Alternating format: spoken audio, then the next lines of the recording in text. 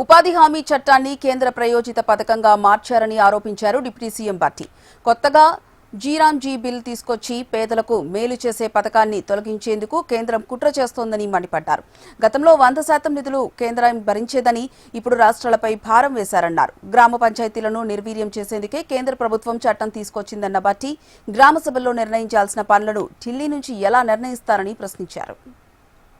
ఇవాళ పేదల కోసం పెట్టినటువంటి Mahatma Gandhi national employment guarantee స్కీమ్ను తొలగించి 90% అధ్యక్ష వేజ్ కాంపోనెంట్లో ఇచ్చేది, 75% మెటీరియల్ కాంపోనెంట్లో ఇస్తే 25% మనం కట్టేవాడు. ఇవాళ మీరు అంటే ఆ రెండు చూస్తే వేజ్ కాంపోనెంట్ చూసుకుంటే మొత్తం 100% wage component government of India నుంచి వచ్చేది.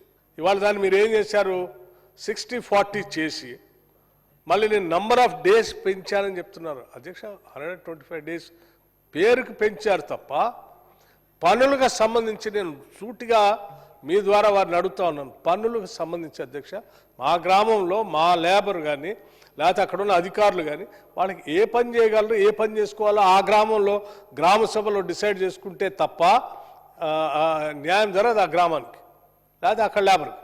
మీరు ఇప్పుడు ఏం చేశారు, ఒక వెబ్సైట్ పెట్టి మేము డిసైడ్ చేస్తాం. ఢిల్లీలో కూర్చొని ఖమ్మం జిల్లాలో ఉన్నటువంటి ఒక మదర నియోజకవర్గంలో ఒక ఊర్లో బోనకల్లోనో ఒక లక్ష్మీపురంలోనో గోవిందపురంలో మేము డిసైడ్ చేస్తాం ఢిల్లీలో కూర్చొని అంటే ఎట్లా ఇది? What is that you are trying to do?